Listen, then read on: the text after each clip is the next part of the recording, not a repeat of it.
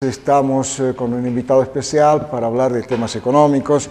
Les adelantaba qué es lo que sucede con los controles en las diferentes instituciones estatales, qué es lo que se pretende hacer con la empresa privada y encontramos algunas falencias en este tema, como aquel desfalco en el Banco Unión, cerca de 40 millones de bolivianos. Estamos hablando fácilmente de 6 millones de dólares aproximadamente. Es una cantidad de consideración de dineros que se habrían movido, ¿no? Lo mismo hablamos con el tema de Entel, ¿no? Y hablamos de esos 40 millones de dólares de las Fuerzas Armadas, en este caso del Ministerio de Defensa. Y en fin, hay cuanto para hablar de estos temas. Pero acá se trata de ver, también en los últimos días, se ha hecho conocer de que los activos fijos, en este caso bienes inmuebles, empiezan a tener una sobreoferta y aquello implica que baje los precios en el mercado que normalmente nos vamos circulando. Y bueno, todo esto solo comentamos. Además, que el gobierno ha hecho conocer, de acuerdo a una separata que se publicó hace ya el anterior domingo, dice no hay desaceleración económica. Nos da unos datos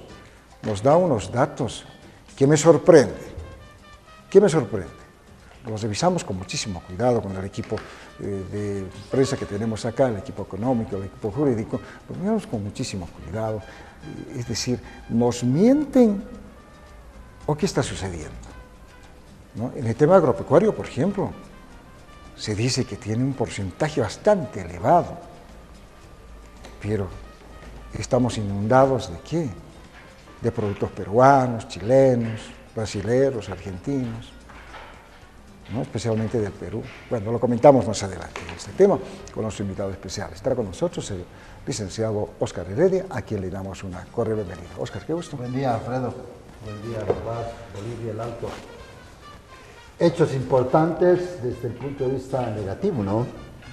Respecto al Banco Unión, respecto al Ministerio de Defensa, respecto a Entel. En realidad lo que está sucediendo, desde mi punto de vista, es que el dinero es de todos. Cuando el dinero se dice que es de todos, es de nadie, ¿no? O sea, si empezamos bajo ese concepto, creo que lo que está sucediendo en el país es que ya nadie cuida lo que no es suyo. O sea, el discurso de que la participación, el discurso de que el dinero es de todos los bolivianos, hace que los servidores públicos, que lamentablemente no conocen muy bien de los procesos que se realizan en cada una de esas empresas, porque no tienen experiencia, no tienen formación y no tienen conciencia que lo ajeno hay que cuidar más que lo propio. Ese es un tema desde esa perspectiva de la realidad en función de la calidad de los recursos humanos que tenemos en este momento en la administración pública. ¿Por qué? Porque al criterio de muchos es de que se ha politizado de tal manera y lo que ha sucedido es que en vez de dar trabajo se está dando pega. Se está haciendo una distribución de espacios políticos para que cubran. Yo me acuerdo el tema del banco. Había una superintendencia, esa superintendencia trabajaba, era una de las mejores superintendencias que existían, y no porque lo ha creado un gobierno, sino porque había necesidad de hacerlo y controlaba. Creo que lo que está fallando desde el punto de vista de la gestión es el tema de sistemas de control. O sea, ha entrado una forma de gestión de dejar hacer, dejar pasar. Y como la gente no conoce, hay gente más viva, entre comillas, porque en realidad esa viveza la está utilizando de mala forma para aprovecharse de los recursos de todos los bolivianos en desmedro de la propia economía. Entonces, cualquier padre de familia, cualquier ciudadano en su casa tiene un sistema de control, y más aún en este caso tecnológico. Sabemos que la tecnología es desarrollada por los hombres y tiene vulnerabilidad. La habilidad de estas personas ha sido conocer el sistema y encontrar vacíos en esos sistemas que les ha permitido utilizar o recurrir o llevarse el dinero en los tres casos. en el caso del Ministerio, en el caso del Banco Unión. El Banco Unión, a pesar de que tiene seguro, etcétera, etcétera, es un daño económico. Y en el tema de Entel, en dos casos, en el caso de Montero y en el caso anterior de un control de almacenes. Ustedes saben que en las instituciones siempre hay una división que es parte de la Dirección Administrativa Financiera que verifica lo que ingresa y verifica lo que sale, porque en caso contrario va a ocurrir lo que ha ocurrido en Entel, ¿no? Entonces, lamentablemente, estos hechos afectan a la imagen del propio gobierno, a la imagen del sistema bancario, ¿sí? Porque uno puede empezar a dudar si en batallas, una persona que trabaja en batallas ha tenido la capacidad de hacer eso, o la habilidad, o la destreza, o la mala maña. Resulta de que podría estar ocurriendo otras cosas también, eso nos dejan en duda. Ese es un tema que hay que empezar a decirle al gobierno. Lo que tiene que hacer es recursos capacitados, reconocimiento a los profesionales, reconocimiento a la experiencia y conciencia social respecto al manejo del dinero de todos, que aparentemente es de nadie. Mira, entre paréntesis, el presidente Evo Morales en pasados días decía que hay que mejorar el sistema de educación superior, en este caso en las universidades públicas, y dijo hay que cerrar las universidades privadas, ¿no? Y es más, de cada 100 estudiantes solamente 3 a 4 se profesionalizan, ¿no? 5, dice. 3 o 4, 5 más o menos. Entonces esto es un tema que tiene que venir a preocuparnos a todos, absolutamente a todos. Ahora, en el tema económico, muy bien lo decía aquí Oscar, se debe ponderar los estudios de cada persona, ¿no? A esa persona que encontró una profesión quemándose las pestañas, el sacrificio muy personal, físico, mental, el tema económico, es decir, debió ser ponderada por el gobierno. Pero al gobierno no le interesó la parte profesional, no le interesó para nada, ¿no? Y es más, yo le meto nomás, y que para eso no estudian los abogados, ¿no? Sí. Hay tantos temas que realmente preocupan.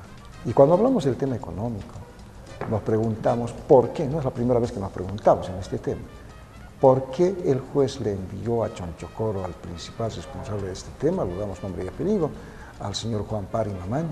¿Por qué? ¿Era por los 480.000, 90.000 bolivianos que decía la ASFI o la misma ejecutiva del Banco Unión? No. Para que este señor en un supermercado, en un fin de semana, se gaste $2.000, porque así están las investigaciones. Sí. Es un tema muy preocupante. Encima, ¿cuántas veces mencionamos, y aquí coincidimos con Oscar, el tema económico es muy sensible, demasiado sensible, ¿no? Imagínense sobre este desfalco, con seguridad que está afectando a la red financiera.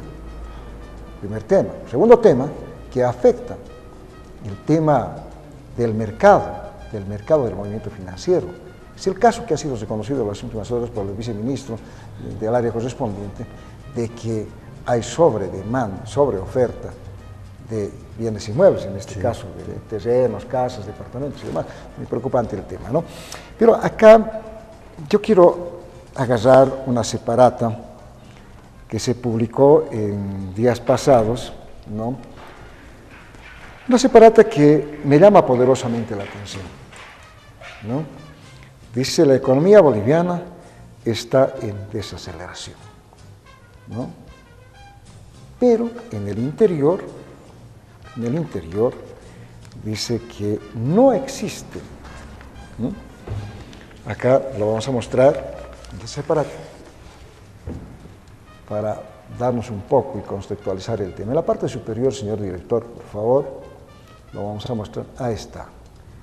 ¿Por qué no existe desaceleración en la economía boliviana? Se pregunta. Y hay respuestas un tanto que llama poderosamente la atención, ¿no?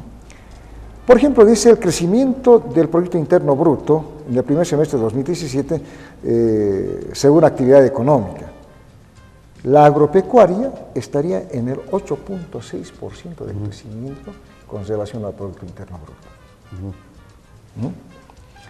Y bueno, el resto empieza a bajar, la construcción del 7.2, industria de alimentos 5.6, transporte, comercio, servicios, otros servicios, establecimientos, etcétera, etcétera, y bueno.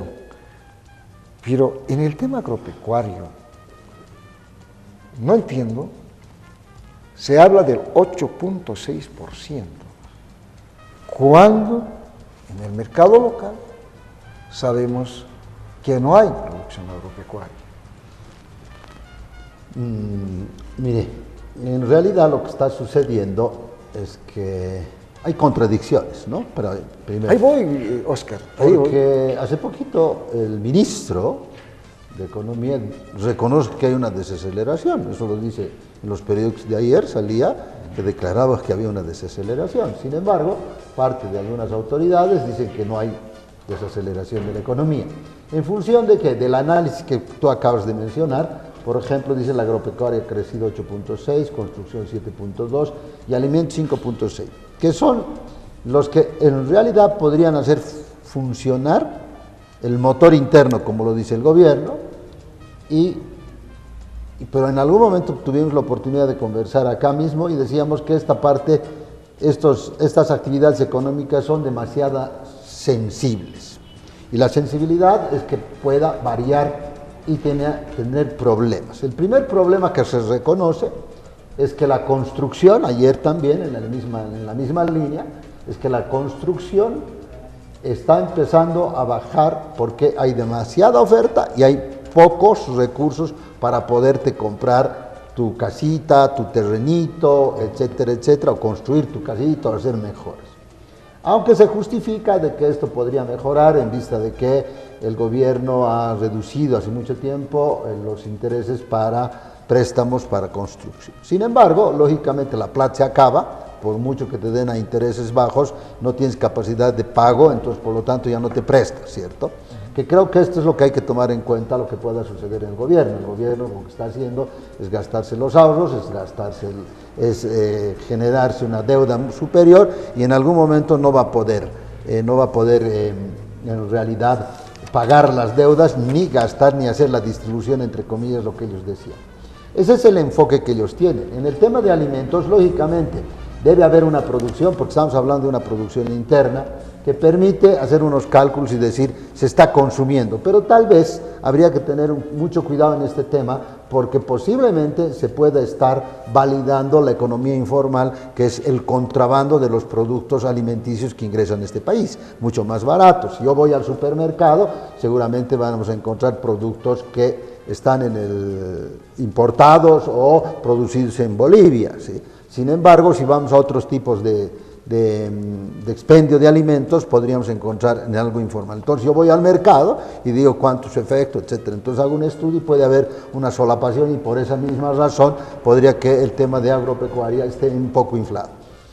Si el motor interno, a pesar de que ha crecido agropecuaria, construcción, alimentos, ha permitido un crecimiento del 3.34, quiere decir esto, que el motor interno ha permitido crecer de forma baja, pero ha permitido crecer, ¿cierto o no es cierto? Y si vemos el motor externo es el que permitiría que se pueda incrementar el crecimiento, ¿no? Esto quiere decir como el gas, la minería y la manufactura serían las otras actividades que permitirían crecer, hacer un crecimiento de más del 3.34, que es el gran deseo del gobierno, ¿verdad? Entonces, aquí el manejo de datos de porcentajes, de estadísticas, lo que está haciendo es, la primera cosa es que encontramos contradicción entre las autoridades que son del área económica y son parte del Ejecutivo. Eso es importante mencionarlo porque en la realidad estos datos nos demuestran, y ese mismo documento demuestra que la economía en Bolivia en el primer trimestre del 2017 ha crecido a 3.34. Sin embargo, el mejor deseo era que crezca aproximadamente a unos 4.5%, 4.47%. Entonces, ahí hay una contradicción que hay que ir analizando y que el ciudadano tiene que darse cuenta comparando el diario vivir con los datos del gobierno y decir, de verdad, hay una desaceleración que nos debe ir preocupando. Cuando estamos hablando de esta desaceleración, decir, o de esto que se preguntan, no existe desaceleración en Bolivia. Es decir, sigue en debate, Oscar, lo comentamos contigo en algún momento, ¿qué es el Producto Interno Bruto? Porque no se nota el crecimiento de nuestro país. No tenemos industria, que si bien tenemos comercio, pero aquello también no se ve mucho. Será porque está con ese manto que se tiene con el tema del contrabando, ¿no? No sé, pero no se nota el crecimiento. Tenemos que un poco redefinir o por lo menos reconceptualizar lo que es el Producto Interno Bruto. Que el 40% de la inversión pública o del gasto público hace la administración pública, ¿cierto? Entonces, eso es, o sea, el gobierno quiere decir. El otro porcentaje tendría que estar entre la administración privada. Esto quiere decir que el gobierno lo que está haciendo es inyectando dinero de diferentes maneras al sistema económico. Uno de ellos es el primero, el pago de aguinaldos, ¿no?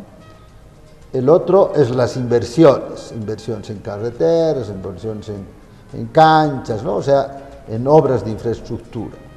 El otro es que la distribución de la riqueza, entre comillas, que significa la asignación de bonos, ¿no? El otro es el incremento salarial. De esa manera está así. ¿Y de dónde viene esa plata? De lo que mencionábamos, viene del tema del ahorro, de las reservas internacionales y también viene del endeudamiento. Y por lógica de deducción tendría que ser del ingreso de las exportaciones, ¿no? Sin embargo, lo que tendría que hacer este gobierno en este momento sería reducir las importaciones, pero lamentablemente las importaciones tienen que ver con equipos, con bienes de capital e insumos que permiten la productividad, ¿verdad? Entonces, no podemos dejar de importar. Por lo tanto, de esa manera es que crece la economía. Pero podríamos dejar de importar alimentos, o sea, controlar el ingreso por contrabando de los alimentos y controlar la importación de alimentos. Pero a la par tendríamos que generar un incremento de las exportaciones. Pero lamentablemente nuestras exportaciones masivas o mayor cantidad de dinero que ingresa es por las exportaciones del gas y en el mercado argentino y brasilero. Pero tenemos problemas con la Argentina y con el Brasil en primera instancia, tenemos problemas de la exploración del gas, ¿cierto? Y tenemos el problema de la reducción del precio del gas. Por lo tanto, tenemos un déficit comercial, que las importaciones son superiores a las exportaciones y eso hace que nuestra economía no funcione. Por lo tanto, habría que nosotros buscar a corto plazo la diversificación de esta economía, pero el corto plazo en nuestro país no es pues un año, no es un mes, son 5 años, 4 años, dependiendo, ¿cierto? Porque el largo plazo puede ser 25 años más o menos, mediano plazo 10, corto plazo 5, ¿cierto? Entonces, ahí nos damos cuenta que el gobierno empieza a pensar de cómo va a recuperar el dinero o sea, de cómo va a conseguir mayor dinero. En este caso, algún rato también habíamos mencionado de que el gobierno lo que está haciendo es haciendo una presión tributaria, ¿verdad? Está haciendo una persecución tributaria. Segundo, seguramente la política que tú acabas de mencionar, sanción a las fallas de pago de impuestos, etcétera, etcétera, que también genera dinero. Eso quiere decir que básicamente lo que está haciendo es recurrir al bolsillo del boliviano para tener mayores ingresos. Y la próxima medida, a mi criterio, va a ser el cambio del menú tributario o el incremento porcentual de algunos tributos que el ciudadano paga. El ciudadano tiene que darse cuenta cuánto gana, cuánto gasta y qué puede comprar y que ahora su canasta familiar cuál es. Entonces esa es la mejor manera de ver la microeconomía. La macroeconomía siempre han sido primero datos muy generales como los que estás diciendo y ha sido cuestionado no solamente en Bolivia sino en varias partes, pero es el indicador que nos da un acercamiento a la realidad económica. Tú sabes y acabas de mencionar que en realidad el Producto Interno Bruto no incluye, por ejemplo, actividades de las amas de casa, por ejemplo. No incluye la economía informal, no incluye el movimiento económico ilegal del contrabando y del narcotráfico. Habría que buscar nuevos indicadores objetivos pero sin embargo mundialmente está utilizado esto, es el mejor. Hay muchos analistas que critican el Producto Interno Bruto, sin embargo en el análisis también utilizan para ello, entonces creo que en ese lugar hay que darlos. Y el otro tema es que el Producto Interno Bruto, a veces los datos que maneja el gobierno en realidad no son objetivos y no son reales, ¿no? Pero hay un dato que en esta separata que hace conocer el Ministerio de Economía y Finanzas Públicas, mira lo que dice: es importante destacar que los sectores de mayor crecimiento son de mayor participación en la economía. Entonces, ¿qué está hablando aquí? Siendo que, por ejemplo, la industria manufacturera representa el 18.8%. ¿Será así? Sí, depende de cómo, ¿cierto? O sea, el movimiento económico de eso puede implicar, pero ¿cuál es el que genera más dinero? Se cuestiona que no es seguramente si tú vas a encontrar en algún momento, se va a cuestionar de que no, el que mayor ingreso genera no es los hidrocarburos, y en realidad, pero es el que genera mayores impuestos, ¿cierto? Ingresa más dinero. Entonces, cuando uno empieza a manejar datos estadísticos, lógicamente, aquí yo creo que lo que quieren es demostrar que el motor interno funciona. Eso es lo que quieren decir. Y que no importa si no exportamos, porque estamos en una crisis en función de ello. Pero aquí este boletín nace con esa intención de decir, la economía funciona, no hay desaceleración, porque la economía interna o la demanda interna es la que está creciendo y dejando de lado, pero el Producto Interno Bruto no es pues solamente gasto, consumo, inversión, sino también la diferencia entre importación y exportación, pues, ¿no? Se trata de la perspectiva, del manejo de los datos para convencer, no sé si al ciudadano, porque creo que estos boletines al ciudadano común y corriente no le interesa sino su diario vivir. A mí me interesa, lógicamente, desde nuestra perspectiva, el análisis macroeconómico, pero si tú ves en nuestra propia familia, ¿qué es lo que se charla? ¿Se charla del Producto Interno Bruto? No. Se charla de lo que estás comprando o durante todo este tiempo, unos 2 años, ¿qué has dejado de comprar? ¿Qué has dejado de consumir? El ejemplo es claro, no porque nosotros lo hemos dicho, en construcción, ¿quién reconoce que ha reducido? El ministro, ¿cierto? Ayer ha hablado el ministro en el periódico y dice, sí, señores, hay desaceleración. Y uno de los temas es la vivienda, la construcción más que la vivienda, que tiene que ver, hay la construcción, que es uno de los que aporta 7.2 al Producto Interno Bruto durante este primer trimestre. Entonces, ¿qué es lo que quieren? Entonces, ¿ellos quieren convencerse a sí mismos de que la economía funciona o es que quieren demostrar a la gente que no les tira pelota porque, como tú estás diciendo, el Producto Interno Bruto para todos o para muchos no sirve, no da los datos reales, no son objetivos y a muchos no lo entienden? Entonces, como si no lo entienden, no es importante. Y como te engañan con los datos, deja de ser también menos importante todavía, ¿verdad? Entonces, creo que va por ahí. Entonces, seguramente van a encontrar otros datos en la próxima para demostrarnos. Y estoy seguro que próximamente podrían hacerse un análisis, porque es octubre, tú sabes, es octubre, el análisis del segundo aguinaldo.